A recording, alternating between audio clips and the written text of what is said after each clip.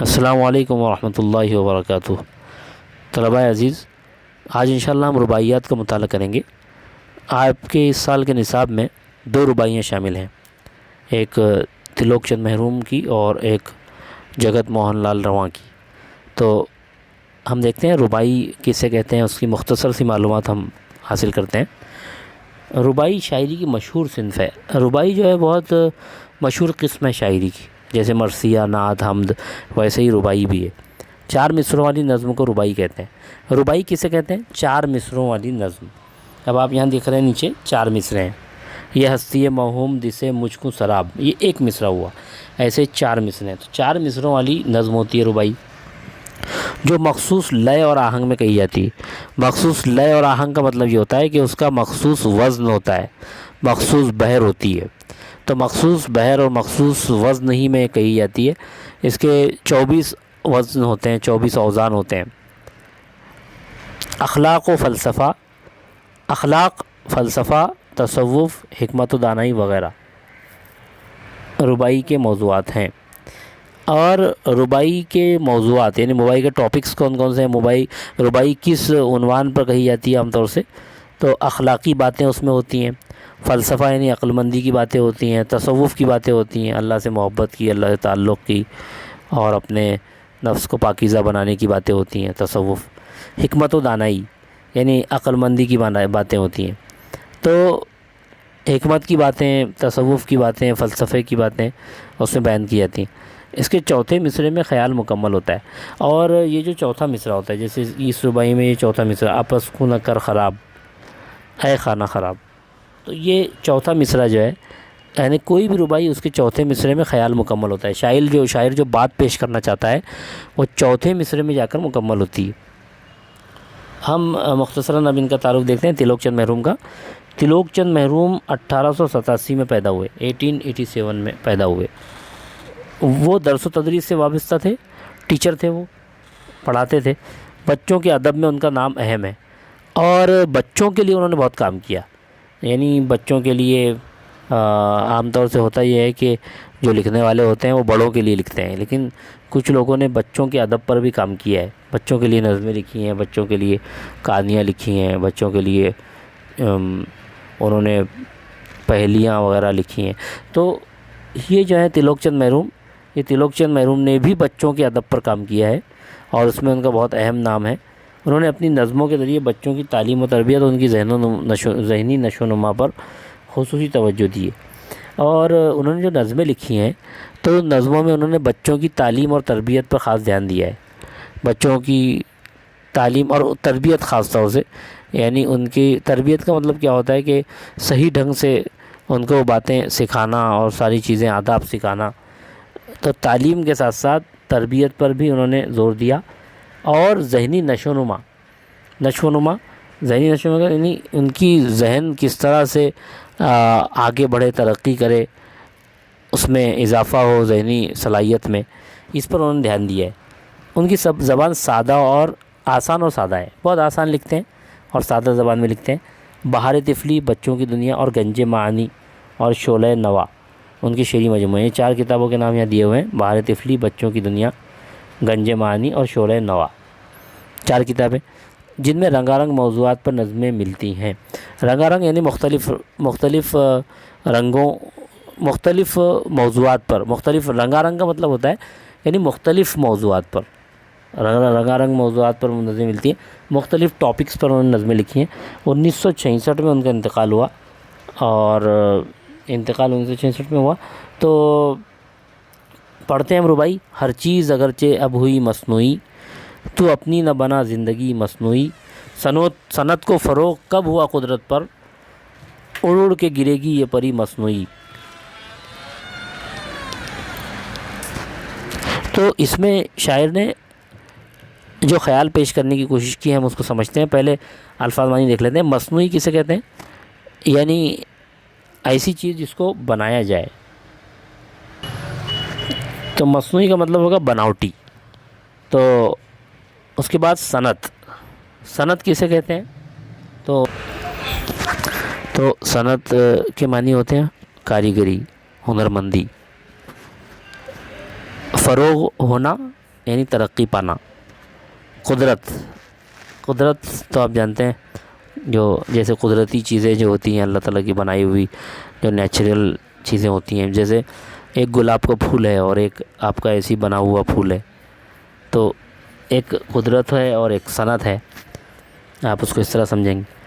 پری، مصنوعی پری کسے کہا شاعر نے؟ صنعت کو کہا۔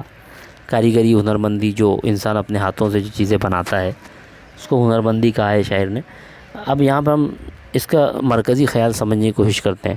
شاعر نے یہاں یہ بتانے کی کوشش کی ہے کہ جو مصنوعی اور بناوٹی چیزیں جو آج کے دور میں بن رہی ہیں تو قدرتی چیزوں کا کبھی بھی وہ مقابلہ نہیں کر سکتی۔ قدرتی چیزیں وہ قدرتی ہوتی ہیں، اور جو بناوٹی چیزیں ہوتی ہیں، مصنوعی جو چیزیں ہوتی ہیں، جو آرٹیفیشیل ہوتی ہیں، تو وہ کبھی بھی قدرتی چیزوں سے آگے نہیں بڑھ سکتی۔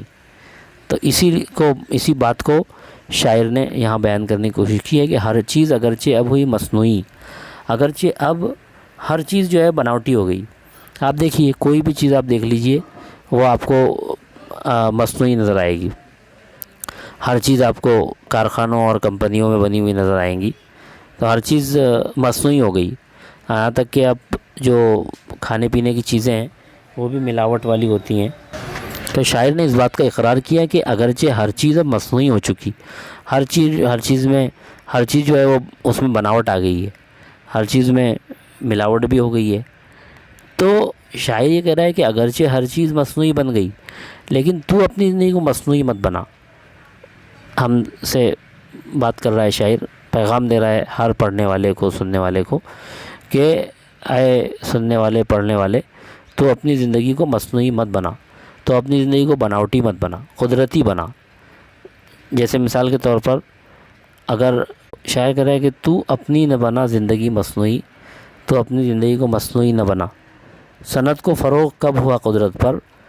اس لیے کہ وجہ بیان کر رہا ہے شاعر کہ تو وجہ کیا بیان کر رہا ہے شاعر اپنی زندگی کو مصنوعی نہ بنا کیوں کہہ رہا ہے؟ اس لیے کہ شاعر کہہ رہا ہے کہ آپ یاد رکھیے صنعت کو فروغ کب ہوا قدرت پر؟ کبھی بھی قدرت پر صنعت کو ترقی نہیں مل سکتی، یعنی صنعت کبھی بھی قدرت سے آگے نہیں بڑھ سکتی۔ جو بناوٹی چیزیں ہیں وہ کبھی بھی قدرتی چیزوں کے مقابلے میں آگے نہیں بڑھ سکتی۔ اور شاعر نے آگے اس کو پری کہا ہے، مصنوعی زندگی کو، مصنوعی چیزوں کو مصنوعی پری کہا ہے۔ اور شاعر یہ کہنا چاہتا ہے کہ آج جو بڑی خوبصورت لگ رہی ہے یہ مصنوعی پری، لیکن یاد رکھیے یہ اس کی خوبصورتی چند دنوں کی ہے، پھر یہ مصنوعی پری اڑ اڑ کے گرنے لگے گی اور پھر انسان اپنی قدرتی زندگی پہ آ جائے گا۔ تو یہ جو آج چمک دمک دکھ رہی ہے، مصنوعی چیزیں اور مصنوعی ساری جو بناوٹی زندگی آپ کو دکھائی دے رہی ہے، تو یہ جو مصنوعی پری ہے یہ اس کی خوبصورتی چند دنوں کی ہے۔ تو اس طرح سے شاعر نے اس رباعی میں ہم کو پیغام دیا ہے کہ انسان نے قدرتی زندگی گزارنی چاہیے، مصنوعی زندگی نہیں گزارنی چاہیے، مصنوعی چیزوں کو استعمال نہیں کرنا چاہیے بلکہ قدرتی چیزوں کو استعمال کرنا چاہیے۔ اس طرح آپ جگت موہن لال رواں کی رباعی کو ہم دیکھتے ہیں۔ جگت موہن لال رواں یہ 14 جنوری 1889 کو مورواں ضلع سیتاپور اتر پردیش میں پیدا ہوئے۔ سیتاپور کا ضلع کا ایک قصبہ، ایک علاقہ ہے مورواں، وہاں 1889 میں پیدا ہوئے تھے جگت موہن لال رواں۔ ابتدائی تعلیم کے دوران عربی اور فارسی مدرسے میں سیکھی اور لکھنؤ سے BA کی ڈگری حاصل کی۔ انہوں نے مدرسے میں اردو، عربی، فارسی سیکھی تھی اور لکھنؤ میں BA کی ڈگری حاصل کی تھی، اور اس کے بعد رباعی کو شعراء میں انہیں اہم مقام حاصل ہے، بہت اہم مقام حاصل ہے۔ رباعی کہنے والے شعراء میں بہت اہم مقام پر ہیں یہ۔ رواں کی زبان صاف ستھری اور سادہ ہے، اور رواں کا جو کلام ہے، ان کی جو شاعری ہے، شاعری میں جو زبان استعمال کرتے ہیں وہ بالکل صاف ستھری ہے، یعنی اس میں آپ کو قواعد کے اعتبار سے اور کسی بھی اعتبار سے آپ کو کوئی ایسی چیز نہیں ملے گی کہ جو قواعد کے خلاف ہو یا جو زبان کے خلاف ہو۔ تو زبان ان کی صاف ستھری اور سادہ ہے، اور زبان سادہ ہے یعنی آسانی سے سمجھ میں آ جاتی ہے۔ ان کی رباعیوں میں اخلاقی درس پایا جاتا ہے، اور آپ ان کی رباعی پڑھیں گے تو اس میں آپ کو اخلاقی سبق ملے گا، کوئی نہ کوئی درس آپ کو اخلاق کا ان کی رباعیوں میں ملے گا۔ روح رواں ان کی رباعیوں کا مجموعہ ہے، اور انہوں نے جو رباعیاں لکھی تھیں اس کی کتاب کا نام کیا ہے؟ روح رواں۔ 26 ستمبر 1934 کو کا انتقال ہوا۔ کل صبح نے مسکرا کے تاروں سے کہا، ہو جائیں گے اب تمہارے انوار فنا۔ تاروں نے کہا، ہم تو رہیں گے یوں ہی، تو آئے گی اور ختم ہو جائے گی آ۔ بہت آسان ہے، اس میں کوئی الفاظ معنی کا زیادہ مسئلہ نہیں۔ انوار بس دیکھیں گے، نور کی جمع روشنی کے معنی میں آتا ہے، اور فنا کے معنی ختم ہو جانا۔ تو یہاں پر شاعر نے تارے اور صبح کی بات چیت بیان کی ہے کہ ایک مرتبہ صبح نے جو ہے، کل صبح نے مسکرا کے تاروں سے کہا، کل جو ہے صبح نے مسکرا کر تاروں سے ایک بات کہی۔ کیا کہی اس نے ایک بات کہ ہو جائیں گے اب تمہارے انوار فنا۔ یہ کہا صبح نے کہ اب دیکھو، اب میں آ گئی ہوں، تو اب میرے آتے ہی جو ہے تمہارے جتنے بھی تمہاری روشنی ہے وہ ختم ہو جائے گی اور تم غائب ہو جاؤ گے۔ تو تاروں نے کیا جواب دیا؟ تاروں نے کہا، ہم تو رہیں گے یوں ہی۔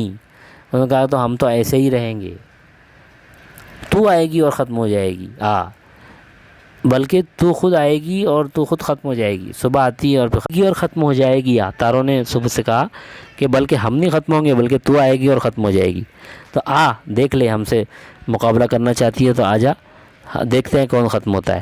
تارے اصل میں رات میں چمکتے ضرور ہیں، جیسے ہی صبح آتی ہے تو وہ غائب تو ہو جاتے ہیں لیکن وہ ختم نہیں ہوتے، وہ آسمان پر رہتے ہیں، ان کی روشنی بظاہر نظر نہیں آتی۔ تو یہاں پر اس ربائی میں جگت موہن لال رواں یہ کہنا چاہتے ہیں کہ کسی کو بھی حقیر نہیں سمجھنا چاہیے۔ صبح نے جو ہے وہ تاروں کو یہ سمجھا کہ یہ فنا ہو جائیں گے، ان کی روشنی ختم ہو جائے گی، لیکن اس کے جواب میں تاروں نے خود اس سے کہا کہ ہم نہیں بلکہ تو ختم ہو جائے گی۔ تو اس سے یہ پتہ چلتا ہے کہ انسان نے بڑی بات اور فخر اور غرور کی باتیں نہیں کرنا چاہیے اور کسی کو حقیر نہیں سمجھنا چاہیے۔ تو اس طرح یہ دونوں رباعیات ہم نے دیکھی۔ اب اس کی سرگرمیوں کی طرف بھی ہم چلتے ہیں۔ تو جان پہچان کی مدد سے خاکہ آپ کو مکمل کرنا ہے تریلوک چند محروم کا۔ کہاں پر یہ پیدائش ہوئی، پیدائش کے بارے میں دیا ہوا ہے، مجموعہ کلام اور انتقال کب ہوا۔ تو ہم یہاں سے ان کے جو وہ دیا ہوا ہے جان پہچان کا کالم ہے، وہاں سے دیکھتے ہیں 1887 میں پیدا ہوئے، تو آپ وہاں لکھ دیں گے 1887 پیدائش میں۔ اور اس کے بعد جو ہے ان کے جو مجموعہ کلام ہیں، اس کا مجموعہ کلام کا نام کیا ہے؟ تو مجموعہ کلام کا نام یہ 4 کتابیں دی ہوئی ہیں، بہار طفلی، بچوں کی دنیا، گنج معانی، شعلہ نوا، یہ آپ چاروں لکھ دیں گے اس میں۔ اور انتقال کب ہوا؟ تو انتقال یہاں دیا ہوا ہے 1966 میں ان کا انتقال ہوا، تو آپ یہ سب لکھ دیں گے۔ اس کے بعد سوالوں کے جواب لکھنا ہے۔ زندگی سے متعلق شاعر کیا نصیحت کر رہا ہے؟ زندگی سے متعلق شاعر یہ نصیحت کر رہا ہے کہ اپنی زندگی کو مصنوعی نہ بناؤ بلکہ قدرتی بناؤ۔ شاعر نے صنعت کو کیا کہا ہے؟ شاعر نے صنعت کو مصنوعی پری کہا ہے۔ محروم کی ربائی کا مرکزی خیال لکھیے۔ محروم کی ربائی کا مرکزی خیال یہ ہے کہ زندگی کو مصنوعی نہیں بنانا چاہیے بلکہ قدرتی بنانا چاہیے، اس لیے کہ یہ مصنوعی پری جو ہے یہ ایک دن ختم ہو جائے گی، اڑ اڑ کے گرے گی، اور انسان جو وہ اور قدرتی چیز کا مقابلہ کبھی بھی مصنوعی چیز نہیں کر سکتی۔ یہ ان کی ربائی کا مرکزی خیال ہے۔ صنعت کو فروغ کب ہوا قدرت پر؟ اڑ اڑ کے گرے گی یہ پری مصنوعی۔ شعر کا مطلب لکھیے، تو تشریح میں شعر کا مطلب سمجھایا جا چکا ہے، وہاں سے آپ اس کو لکھ سکتے ہیں۔ چوتھی ربائی دیکھ رہے ہیں، یہ بھی رواں کا خاکہ مکمل کرنا ہے۔ نام، پیدائش، مقام، زبانیں، مجموعہ کلام اور انتقال۔ تو سب سے پہلے ہم دیکھیں گے کہ نام، تو پورا نام کیا ہے؟ جگت موہن لال، اور رواں تخلص ہے، تو جگت موہن لال نام ہے۔ اس کے بعد ان کی پیدائش کہاں ہوئی تھی؟ تو مورواں، سیتاپور، ضلع سیتاپور، اتر پردیش۔ یہاں تو پورا آپ لکھیں گے، مورواں، ضلع سیتاپور، اور قوس میں اتر پردیش لکھیں گے۔ اس کے بعد مقام، بلکہ پیدائش میں ہم تاریخ لکھیں گے، پیدائش میں تاریخ لکھیں گے کہ 1889 لکھیں گے۔ اور اس کے بعد جب مقام دیا ہوا ہے، مقام میں تو پیدائش میں ان کی تاریخ لکھیں گے اور مقام میں پھر مورواں لکھیں گے۔ 1889 پیدائش میں لکھیں گے، اور مورواں ضلع سیتاپور یہ ان کے مقام لکھیں گے پیدائش کے۔ اس کے بعد زبانیں کون کون سی انہوں نے سیکھی؟